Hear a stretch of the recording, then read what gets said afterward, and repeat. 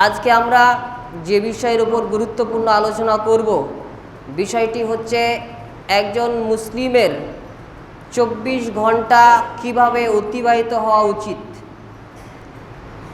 আপনার যে 24 ঘন্টা, এই 24 ঘন্টা আপনি কিভাবে অতিবাহিত করবেন, এটি খুব গুরুত্বপূর্ণ একটি বিষয়। যদি আপনি আলোচনাটি মূল্যায়ন করেন, মনোযোগ সহকারে শ্রবণ করেন, আমার ধারণা এই আলোচনাটি আপনার জীবন পরিবর্তনের জন্য যথেষ্ট। আপনার হেদায়েত পাওয়ার জন্য এই আলোচনাটি যথেষ্ট। এই আলোচনাটি অনেক লম্বা বিষয়, সেই জন্য আমি ভেবেছি এটা পর্ব আকারে ধারাবাহিকতার সঙ্গে আমরা কয়েকটি জুমা আলোচনা করব। খুবই গুরুত্বপূর্ণ বিষয় যে আপনি 24 ঘন্টা কিভাবে অতিবাহিত করবেন একজন মুসলিম হিসেবে। একজন মানুষের দিন রাত মিলিয়েই কিন্তু তার জীবন, মিনিট, সেকেন্ড, মিনিট, ঘন্টা, দিন, রাত, সপ্তাহ, মাস, বছর, এই সময়ের সমষ্টি হচ্ছে একটা মানুষের জীবন, তাই না? এটাই জীবন।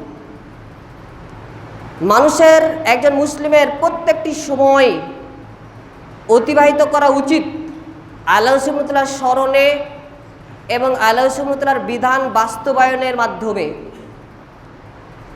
এবং মুহাম্মদ সাল্লাল্লাহু আলাইহি সাল্লামের আদর্শ, মুহাম্মদ সাল্লাল্লাহু আলাইহি সাল্লামের অনুসরণ অনুকরণের মাধ্যমেই একজন মুসলিমের প্রত্যেকটি সময়, প্রত্যেকটা মুহূর্ত অতিবাহিত করা উচিত।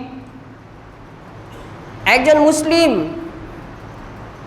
তার আখিরাতের জীবনের সফলতা এবং ব্যর্থতা, জান্নাত এবং জাহান্নাম নির্ধারিত হবে এই দুনিয়ার জীবনের আমলের উপর, দুনিয়ার জীবনের কর্মের উপর। সেই জন্য একজন মুসলিমের দুনিয়ার জীবনটা অত্যন্ত গুরুত্বপূর্ণ, অত্যন্ত গুরুত্বপূর্ণ। আপনি যদি এই দুনিয়ার জীবনটা হেলাই ফেলাই গাফিলতির মধ্য দিয়ে অতিবাহিত করে দেন আর আখেরাতে গিয়ে এর জন্য অনুতপ্ত হন, কান্নাকাটি করেন, এই কান্নাকাটি করার কোনো লাভ হবে না। আপনার কান্নাকাটি করার, আমল করার, কাজ করার প্রকৃত সময় হচ্ছে দুনিয়ার জীবন, আর আখেরাতের জীবন হচ্ছে আল্লাহ সুবহানাহু ওয়া তাআলার নিয়ামত ভোগ করার একটি জীবন অথবা শাস্তি পাওয়ার একটি জীবন। সেই জন্য আপনার সময় খুবই গুরুত্বপূর্ণ।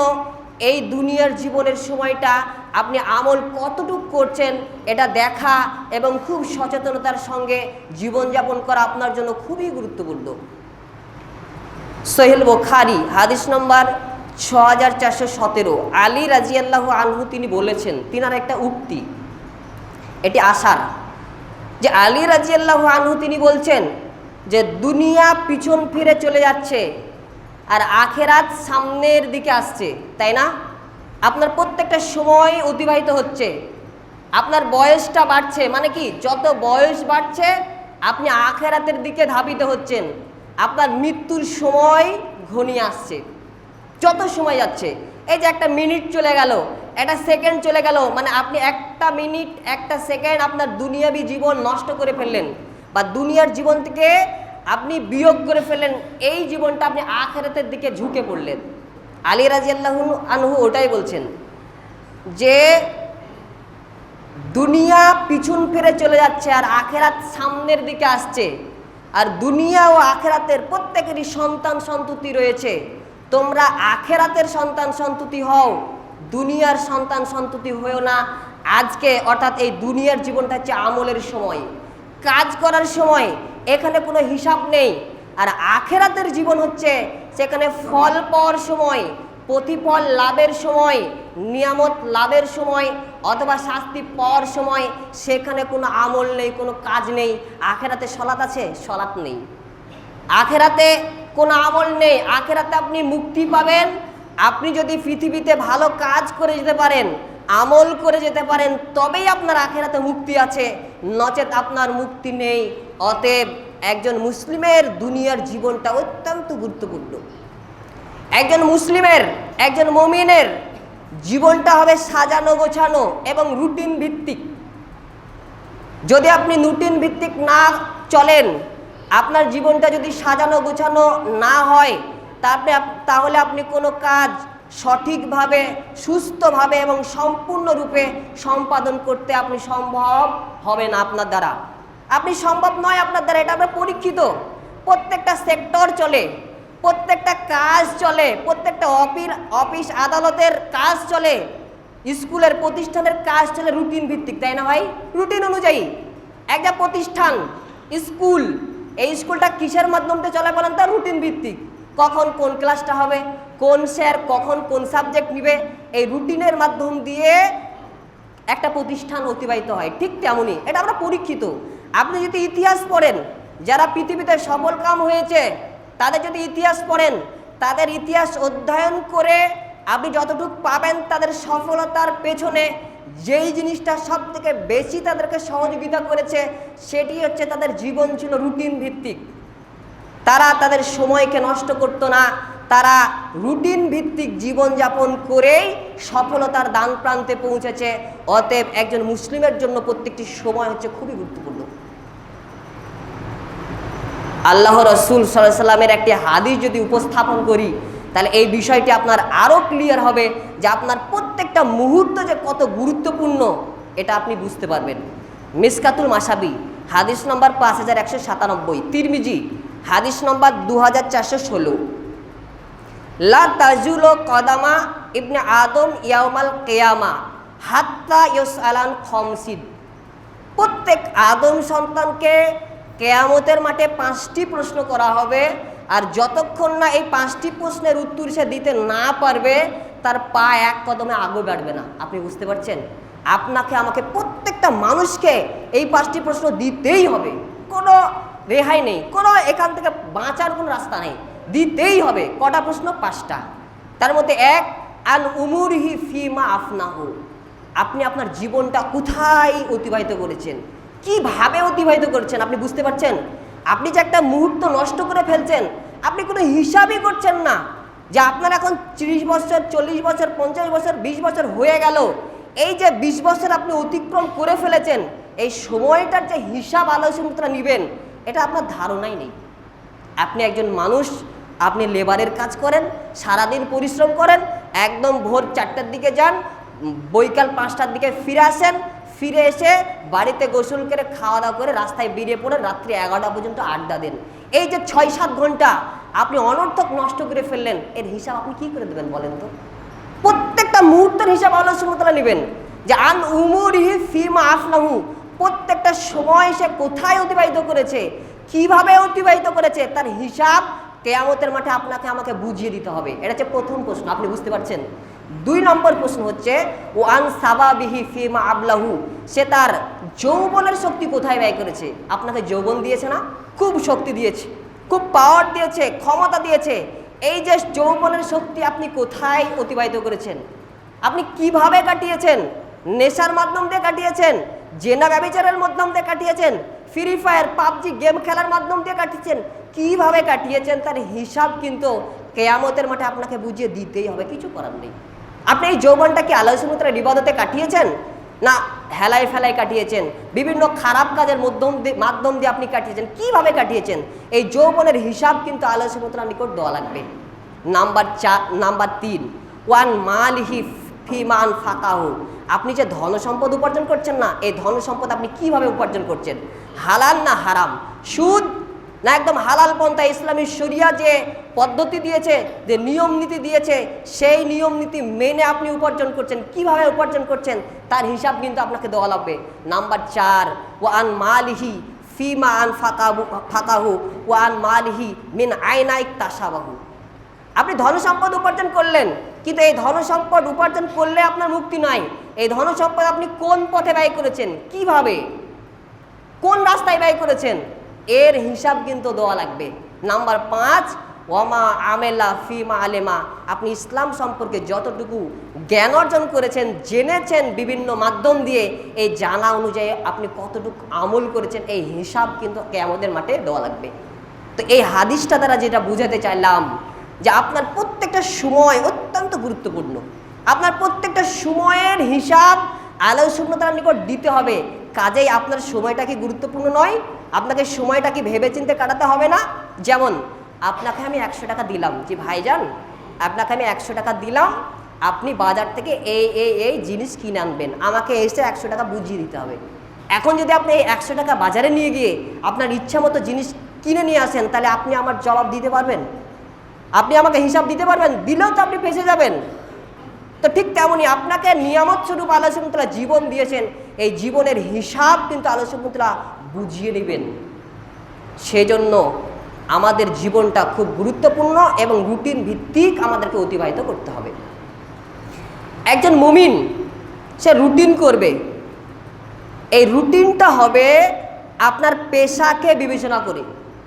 আপনি কি কাজ করেন এই কাজের উপর নির্ভর করে আপনার রুটিন হবে।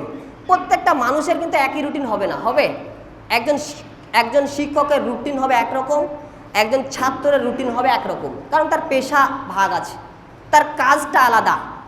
একজন যে মাঠে কাজ করে চাষি, এর রুটিন হবে একরকম, আর একজন শিক্ষক যে টিচার যে শিক্ষকতা করে এর রুটিন হবে একরকম। একজন মসজিদের খতিব এর রুটিন হবে একরকম, আর একজন ব্যবসায়ী এর রুটিন হবে আর এক রকম। মানে প্রত্যেকটা মানুষের রুটিন হবে ভিন্ন ভিন্ন, এবং এই রুটিনটা হবে তার পেশাকে বিবেচনা করে, মানে সে কি কাজ করে, কোন কাজের মাধ্যম দিয়ে সে জীবিকা উপার্জন করে, এই জীবিকা বা পেশার উপর নির্ভর করেই তার রুটিন হবে। কিন্তু এই রুটিনের মূলনীতি হবে একই, মূলনীতি হবে একই। শুধুমাত্র আমি রুটিনের মূলনীতি বলবো, আপন আপন পেশার উপর নির্ভর করে আমি রুটিন করে দিতে হবে না। আমি শুধু মূল নীতিগুলো বলে দেবো, আপনি আপনার পেশাকে বিবেচনা করে সেই মূলনীতিগুলো সামনে রেখে আপনি আপনার জীবনের প্রতিদিন এবং রাতের প্রত্যেকটা সময়ের 24 ঘন্টার আপনি রুটিন করবেন, নচেত কিন্তু আপনি কিয়ামতের মাঠে নাজাত পাবেন না। দুটো মূলনীতি বলবো।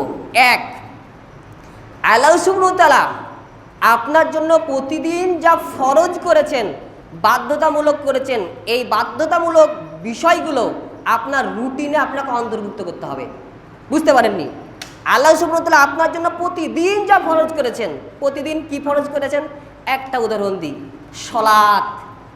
আপনার জন্য প্রত্যেক দিন সলাৎ, 5 ওয়াক্ত সলাৎ ফরজ।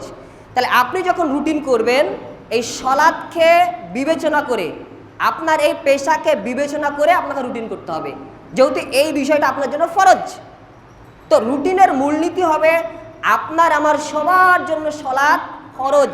এই রকম যত ফরজ ইবাদত দিয়েছেন, যে বিষয়গুলো আল্লাহ সুবহানাহু ওয়া তাআলা ফরজ করেছেন, এই ফরজকৃত বিষয়গুলো আপনার রুটিনে অন্তর্ভুক্ত করতে হবে। আর এখানে একটা বিষয় আপনাকে ভালো করে বলে রাখছি এবং ভালো করে মন দিয়ে শুনে রাখেন। আপনাকে যখন দাওয়াত দিতে যাই, ভাইজান সলাৎ তো আপনার জন্য ফরজ, তো আপনি সলাতের জন্য আসেন, তখন অধিকাংশ মানুষ যেই অভিযোগটা করে, দুটো অভিযোগ করে বা দুটো বিষয় বলে, তাই তো আমার সলাৎ ফরজ, আমার পড়া উচিত, গাফিলতির মধ্যে পড়া হচ্ছে না, এটা বলে একটা। আর দুই, খুব ব্যস্ত থাকি ভাই, আমি যে কাজ করি এই কাজে করার ফলে সলাৎ আদায় করা আমার জন্য খুব কঠিন হয়।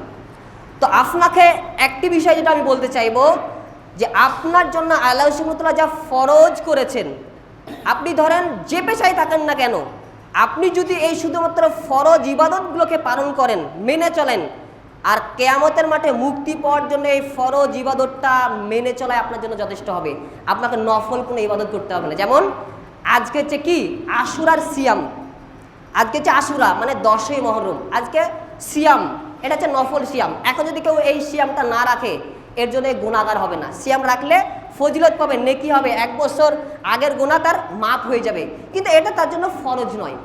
তো আপনি যদি খুবই ব্যস্ত মানুষ হন, তারপরে আপনাকে যেটা বলতে চাইবো, অন্তত আল্লাহ সুবহানাহু ওয়া তাআলা যে বিষয়টা আপনার জন্য ফরজ করেছেন, আপনি যদি এই ফরজকৃত বিষয়টা মেনে চলেন, আপনার নাজাত পাওয়ার জন্য, মুক্তি পাওয়ার জন্য এটাই যথেষ্ট। আপনাকে নফল কোনো ইবাদত করতে হবে না। যেমন আপনার জন্য প্রতিদিন 5 ওয়াক্ত সলাৎ ফরজ করেছেন, সলাতের মধ্যে কি সুন্নাত আছে আবার ফরজ আছে। আচ্ছা, জোহরের সলাৎ কয় রাকাত ফরজ বলেন তো? 4 রাকাত ফরজ। আর সুন্নত কয় রাকাত আছে? 6 রাকাত। এখন যদি কেউ বলে আমি খুব ব্যস্ত, আমি কাজ করি, তো কাজ করতে গেলে এই সলাৎ 12 বা 10 রাকাত বা 12 রাকাত আদায় করার আমার সময় নেই, তো আমি যদি শুধু ফরজ সলাৎটা আদায় করি তার জন্য হবে? হ্যাঁ, আপনি যদি মনে করেন যে আমি 4 রাকাত সালাত আদায় করব, তার বেশি আদায় করব না, আপনার মুক্তি পর্যন্ত এটাই যথেষ্ট। আপনাকে 10 রাকাত জোহরের আদায় করতে হবে না, আপনার জন্য 4 রাকাতই যথেষ্ট। আসরের তাই, মাগরিবে যদি বলেন আমি 3 রাকাতই পড়বো, মানে দিন ও রাত মিলিয়ে যে 5 ওয়াক্ত সালাত আল্লাহ সুবহানাহু ওয়া তাআলা ফরজ করেছেন, এই ফরজকৃত সালাতের সংখ্যা হচ্ছে 17। এখন যদি আপনি 17 রাকাতই পড়েন আর 12 রাকাত যে সুন্নত আছে, এই 12 রাকাত সুন্নত যদি না পড়েন আপনি গুনাহগার হবেন না। এই 17 রাকাত পড়াই আপনার জান্নাতে যাওয়ার জন্য যথেষ্ট। একটা দলিল দিই, সহিহ বুখারী হাদিস নম্বর 1891, সহিহ মুসলিম হাদিস নম্বর 15, 16, 18, 18, 20। আল্লাহ রাসূল সাল্লাল্লাহু আলাইহি ওয়াসাল্লামের নিকট একজন সাহাবী আসলো। সাহাবী এসে বলছেন, হে আল্লাহর রাসূল, আমি জান্নাতে যেতে চাই, আমাকে কিছু আমলের কথা বলুন, যে আমলগুলো যদি আমি করি তাহলে এই আমলগুলো করার মাধ্যমে জান্নাত যাওয়াই আমার যথেষ্ট হবে। তখন আল্লাহ রাসূল সাল্লাল্লাহু আলাইহি ওয়াসাল্লাম বললেন যে আল্লাহ সুবহানাহু ওয়া তাআলার ইবাদত করবে, তার সঙ্গে কাউকে শরীক করবে না। কি বললেন বলেন তো? প্রথম উপদেশ জান্নাতে যাওয়ার জন্য, 1, আল্লাহ সুবহানাহু ওয়া তাআলার ইবাদত করবে, তার ইবাদতে কাউকে শরীক করবে না। নাম্বার 2, আল্লাহ সুবহানাহু ওয়া তাআলা তোমার জন্য প্রতিদিন 5 ওয়াক্ত সালাতকে ফরজ করেছেন। এছাড়াও অতিরিক্ত কোনো সালাত আছে কি? সেই সাহাবী বলছে, হে আল্লাহর রাসূল, এছাড়া অতিরিক্ত কোনো সালাত আছে কি? আল্লাহ রাসূল সাল্লাল্লাহু আলাইহি ওয়াসাল্লাম বললেন, হ্যাঁ, অতিরিক্ত কিছু সালাত আছে, তবে কেউ যদি এই অতিরিক্ত সালাত আদায় করে এটা তার জন্য ভালো, তবে 5 ওয়াক্ত সালাত, এই ফরজ সালাত তার জন্যই যথেষ্ট। নাম্বার 3, তোমার জন্য রমাজান মাসে সিয়ামকে ফরজ করা হয়েছে। তখন সেই সাহাবী আবার প্রশ্ন করলো, হে আল্লাহর রাসূল, আমার জন্য অতিরিক্ত কোনো সিয়াম আছে কি? আল্লাহ রাসূল সাল্লাল্লাহু আলাইহি ওয়াসাল্লাম বললেন, অতিরিক্ত সিয়াম আছে, যদি কেউ আদায় করে, যদি কেউ পালন করে সেটা তার জন্য ভালো, তবে এটা তার জন্য জরুরি নয়। নাম্বার 4, আল্লাহ সুবহানাহু ওয়া তাআলা যারা সামর্থ্যবান ব্যক্তি তাদের জন্য যাকাত ফরজ করেছেন। তোমার যদি সামর্থ্য থাকে তাহলে হজ করবে, যাকাত দিবে। নাম্বার 6, হালাল খাবে, হারাম বর্জন করবে। এই কথাটা যখন আল্লাহ রাসূল তাকে বললেন, তখন সেই সাহাবীটি বলছে, সেই সত্তার কসম যার হাতে আমার প্রাণ, ওয়াল্লাহি, আল্লাহর কসম, আপনি যা বলেছেন তার চেয়ে বেশিও করব না, কমও করব না। এই বলে সেই সাহাবীটি চলে যাচ্ছে। যখন সেই সাহাবীটি চলে গেল, তখন মুহাম্মদ সাল্লাল্লাহু আলাইহি সাল্লাম বাকি সাহাবীদেরকে লক্ষ্য করে বলছেন, হে আমার সাহাবীরা, তোমরা কি জান্নাতি ব্যক্তি দেখতে চাও? তখন সাহাবীরা বলছে, হে আল্লাহর রাসূল, কে জান্নাতে যাবে? ওই যে ব্যক্তি চলে যাচ্ছে, এই ব্যক্তি জান্নাতে যাবে। আপনি বুঝতে পারছেন এই ব্যক্তি কি বলেছে? যে আল্লাহ সুবহানাহু ওয়া তাআলা আমার জন্য যা ফরজ করেছে, ওই 5 ওয়াক্ত সালাত ফরজ করেছে, আমি শুধু সালাতের মধ্যে ফরজ সালাতটুকু আদায় করব, নফল কোনো সালাত আদায় করব না। মানে যা ফরজ করেছেন তাই আদায় করব, এর চেয়ে বেশি কিছু আদায় করব না। এই ব্যক্তি জান্নাতে যাবে। কে বলেছেন? মুহাম্মদ সাল্লাল্লাহু আলাইহি সাল্লাম। অতএব আপনাকে যেটা বোঝাতে চাইলাম, যে আপনি যদি শুধু ফরজ ইবাদতটুকু পালন করেন, আপনার কিয়ামতের মাঠে নাজাত পাওয়ার জন্য, মুক্তি পাওয়ার জন্য এটাই যথেষ্ট। তাহলে রুটিনের মূলনীতি হিসাবে 1 নম্বর কি বলেছি? যে আল্লাহ সুবহানাহু ওয়া তাআলা আপনার জন্য প্রতিদিন যা ফরজ করেছেন, এই ফরজকৃত বিষয় আপনি আপনার রুটিনে রাখবেন। নাম্বার 2, আপনি যে পেশা বা যে কাজ করবেন, এই কাজটা যাতে শরীয়ত অনুমোদিত হয়, এবং এই কাজ করতে গিয়ে আল্লাহ সুবহানাহু ওয়া তাআলার ফরজ বিধান যাতে লঙ্ঘন না হয়, ফরজ বিধান আদায় করতে, পালন করতে যাতে প্রতিবন্ধকতা না আসে, বাধা না আসে। এটা হচ্ছে দ্বিতীয় মূলনীতি। মানে আপনি এমন কাজ করছেন, ধরেন সুদের সঙ্গে লেনদেন আছে, আপনি ব্যাংকে কাজ করছেন, এটা শরীয়তে জায়েজ নয়। এরকম আপনি ব্যবসায় ধোঁকা দিচ্ছেন বা এমন কোনো কাজের সঙ্গে যুক্ত রয়েছেন যেই পেশাটা আপনার জন্য হারাম, এই হারামকৃত পেশা আপনাকে গ্রহণ করা যাবে না। এবং যেই পেশায় আপনি যুক্ত আছেন, এই পেশার মাধ্যম দিয়ে আল্লাহ সুবহানাহু ওয়া তাআলার ফরজ বিধান লঙ্ঘন করার কোনো সুযোগ থাকবে না, এরকম পেশা আপনাকে নিতে হবে। তাহলে রুটিনের 2টো মূলনীতি বলেছি। 1, আল্লাহ সুবহানাহু ওয়া তাআলা আপনার জন্য যা ফরজ করেছেন, আপনি সেই ফরজকৃত বিষয় আপনার রুটিনে অন্তর্ভুক্ত করবেন। 2, আপনি যে কাজ করবেন সেই কাজটা যাতে বৈধ হয়, ইসলামী শরীয়তে অনুমোদিত হয়, এবং সেই কাজ করতে গিয়ে আল্লাহ সুবহানাহু ওয়া তাআলার বিধান যাতে লঙ্ঘন না হয়, আল্লাহ সুবহানাহু ওয়া তাআলার বিধান বাস্তবায়ন করার ক্ষেত্রে যাতে প্রতিবন্ধকতা না আসে, এটা আপনি খেয়াল রাখবেন। এবার আসেন, আমরা রুটিন করব ফজর থেকে। কি থেকে? ফজর থেকে। এর সাথেও করা যায়, ঘুমানোর সময় থেকেও করা যায়, তবে আমি যেটা বলবো ফজর থেকে। আপনার দিন শুরু হবে, আপনার দিন শুরু হবে ফজরকে কেন্দ্র করে। মানে আপনি ঘুম থেকে জাগবেন ফজরের সলাতের জন্য, এটা একজন মুসলিমের জন্য জরুরি। এবং আগেও বলেছি, আবারও এখানে একটি কথা বলে রাখি যে আপনার রুটিন হবে সলাৎকে কেন্দ্র করে, সলাৎকে বাইরে রেখে নাই। আমরা হয়তো ভাবি যে সলাৎটা অত গুরুত্বপূর্ণ কাজ নয়, কিন্তু একটা কথা জেনে রাখবেন, পৃথিবীতে সবথেকে যেটা গুরুত্বপূর্ণ, সবথেকে গুরুত্বপূর্ণ যেটা কাজ, সেটা হচ্ছে সলাৎ। সলাতের উপরে গুরুত্বপূর্ণ কোনো কাজ পৃথিবীর মধ্যে নেই সলাতের উপরে। আপনাকে দুটো প্রমাণ দিই, নাহলে আপনি বিষয়টা বুঝতে পারবেন না, যেহেতু রুটিন আপনাকে তৈরি করতে হবে। তাহলে সলাৎকে কেন্দ্র করে আপনার রুটিন কেন তৈরি করতে হবে এবং সলাৎ কেন আপনার জীবনের সবথেকে গুরুত্বপূর্ণ কাজ, এটা বোঝানোর জন্য কয়েকটা হাদিস আপনাকে উল্লেখ করি। 1 নম্বর হাদিস যেটা বলবো, সলাৎ ব্যতীত আপনি কিয়ামতের মাঠে কোনো নাজাত পাবেন না, মুক্তি পাবেন না। মানে সলাতের হিসাবই আল্লাহ সুবহানাহু সর্বপ্রথম কিয়ামতের মাঠে নেবেন। তাহলে সলাৎ গুরুত্বপূর্ণ কাজ না? আপনি মারা গেলেন, কিয়ামত শুরু হয়ে গেল, তাহলে কিয়ামত শুরু হলে সর্বপ্রথম কিসের হিসাব নেবেন? সলাৎ। তাহলে সলাতের যদি হিসাব কিয়ামতের মাঠে প্রথম নেন, তাহলে সলাৎটা সবথেকে গুরুত্বপূর্ণ কাজ না?